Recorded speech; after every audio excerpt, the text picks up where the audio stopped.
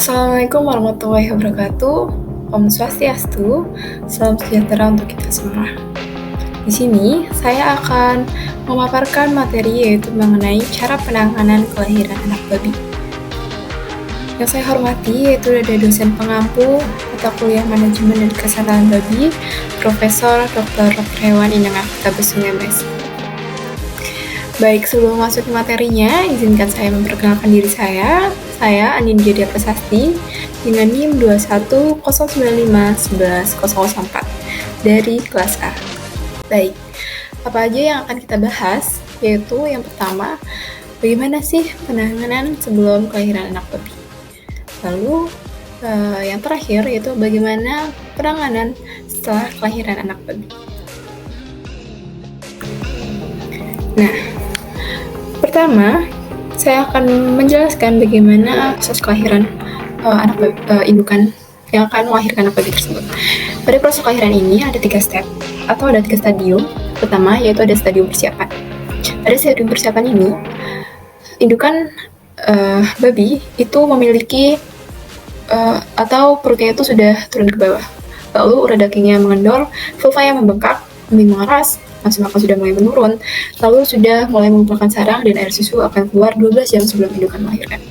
Untuk stadium yang kedua yaitu ada stadium pembukaan. Di sini induk babi sudah mulai berkontraksi sehingga babi akan terlisah. Lalu serviks sudah mulai terbuka lebar, indukan sering berbaring, lalu tidak mau makan. Dan yang terakhir itu sebentar kencing. Nah, pada stadium pembukaan ini, usahakan indukan babi jangan sampai terlalu lama berbaring, karena bisa menyebabkan gangguan kesehatan yang disebabkan oleh kotoran maupun air kencing, sehingga diperlukannya controlling kandang agar tetap terjauh dari suatu hal yang tidak diinginkan yang nantinya akan menyebabkan gangguan kesehatan, baik dari induk maupun anakannya. Lalu untuk yang stadium yang terakhir, itu adalah stadium pelepasan. Di sini sama, yaitu sudah mulai berkontraksi, lalu kekenjangan pada bagian perut, lalu janin sudah mulai terdorong, dan yang terakhir yaitu proses kelahiran anak babi.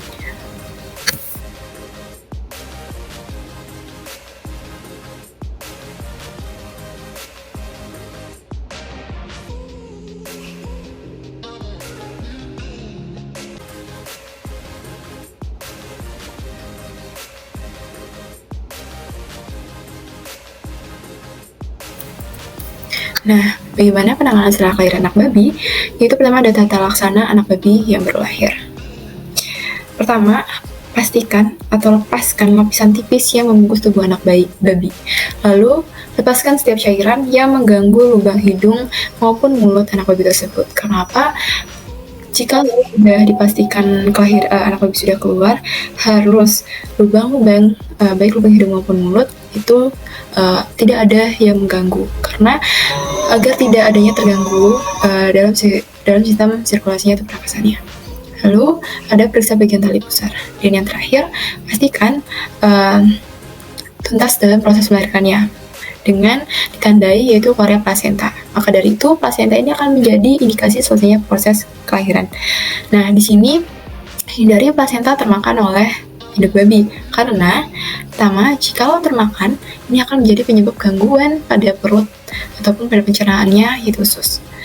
Lalu yang kedua, agar tidak menjadi indukan babi ini agar tidak menjadi indukan yang kanibal atau suka memakan anaknya. Lalu untuk selanjutnya itu ada prosedur setelah kelahiran. Nah, di sini ada beberapa prosedur setelah lahir, yaitu ada memotong tali pusar, memotong gigi, memotong ekor, mendapatkan kolostrum, penyuntikan zat besi, lalu ada pemberian makanan buatan, lalu pembuatan tanda tenomor, lalu ada kastrasi dan kebiri. Nah, saya akan membagi yaitu ada pemeliharaan anak babi pre-fase starter maupun starter. Nah, pertama, pada masa pre-fase starter, nah anakan babi ini haruslah diberikan kolostrum, karena anak babi yang baru lahir tidak memiliki kekebalan atau pertahanan tubuh terhadap infeksi penyakit. Nah, kekebalan ini baru dapat terbentuk setelah anak babi mendapatkan kolostrum. Karena itu, kolostrum ini mengandung protein yang di dalamnya itu terdapat kandungan imunoglobulin. Nah, imunoglobulin ini akan menjadi suatu sistem kekebalan tubuh atau imunitas dalam tubuhnya. Kolostrum ini merupakan pertahanan tubuh pada kehidupan anak babi sebelum umur 10 hingga 14 hari. Lalu ada pemberian tanda telinga. Pembuatan tahan telinga ini dengan keretakan atau tato yang diperlukan yang gunanya yaitu sebagai pembuatan silsilah yang berguna pada program seleksi. Nah, pada pemberian tanda ini dapat berupa tato maupun RT. Lalu, pemilihan anak babi pada privasi starter selanjutnya yaitu ada pemotongan gigi. Dapat teman-teman lihat pada gambar yang di atas itu adalah merupakan proses pemotongan gigi. Nah, gigi ini yang dipotong serata dengan gusi.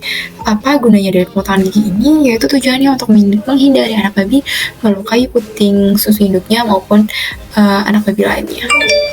Lalu, pemilihan anak babi privasi starter yang selanjutnya itu ada pemotongan ekor. Ini juga dapat dilihat di bagian sebelah kanan.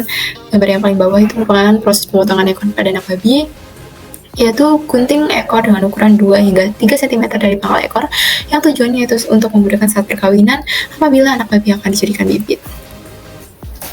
Baik, pemeliharaan anak babi privasi starter selanjutnya yaitu adalah pemotongan tali pusar. Nah, di sini gunakan gunting dengan cara anak babi dipegang sambil diangkat. Potong dengan ukuran 5 cm dari perut. Privasi starter yang terakhir yaitu pemberian zat besi. Nah, larutan besi ini dapat diolesi pada puting susu indukan maupun diberikan per oral ataupun suntikan. Nah, tujuannya yaitu untuk mencegah kematian anak babi akibat defisiensi besi. Lalu tujuan yang lain itu sebagai suplemen atau sebagai pemenuhan zat besi untuk mengatasi kekurangan zat besi maupun anemia pada anak babi. Nah, kita di sini akan masuk ke pemeliharaan anak babi pada fase starter. Kastrasi atau kebiri yang pertama. Ini dilakukan pada anakan babi yang berumur 4 minggu atau kastrasi ini dilakukan biasanya 7 hingga 10 hari sebelum penyapian. Kastrasi ini merupakan pengangkatan sebagian atau seluruh organ dan saluran reproduksi pejantan untuk mencegah hewan tersebut mengalami siklus reproduksi. Prosedurnya itu dilakukan fiksasi dan injisisi pada area skortum pada kedua testis. Yaitu tujuannya selain mengurangi pengelolaan dan mencegah perkawinan yang tidak diinginkan, yaitu ada pula tujuannya yaitu untuk mempertahankan kesehatan babi, mengurangi sifat agresif pada babi, mempercepat pembentukan massa otot, serta peningkatan kualitas karkas. Lalu selanjutnya yaitu ada pemberian ransum starter pada anakan babi yang berusia 8 hingga 10 minggu. Nah, pada pemberian makanan atau bantuan ransum ini, komposisi bahan makanan ini yang tentunya harus mudah dihisap oleh anak babi dan mudah pula untuk dicerna atau creep feeder. Nah, kandungan pada ransum ini, kandungan serat kasarnya itu harus rendah, maksimal 3%. Misalnya dapat digunakan bahan jagung giling halus yang memiliki kadar cerna yang tinggi dan merupakan sumber karbohidrat. Lalu dapat menggunakan tepung susu skim, yaitu sebagai protein tingginya. Yang terakhir itu adalah vaksinasi. Vaksinasi ini dapat dilakukan pada babi berusia 6 minggu. Vaksinasi ini dengan serum anti kolera babi atau Rovac kolera yang diulangi setahun sekali. Nah, kita sudah di penghujung materi. Mungkin itu yang dapat saya sampaikan. Mohon maaf jika ada kesalahan kata maupun hal-hal yang tidak berkenan. Mohon dimaafkan. Maka dari itu, saya tutup dengan wassalamualaikum warahmatullahi wabarakatuh. Om Santi Om.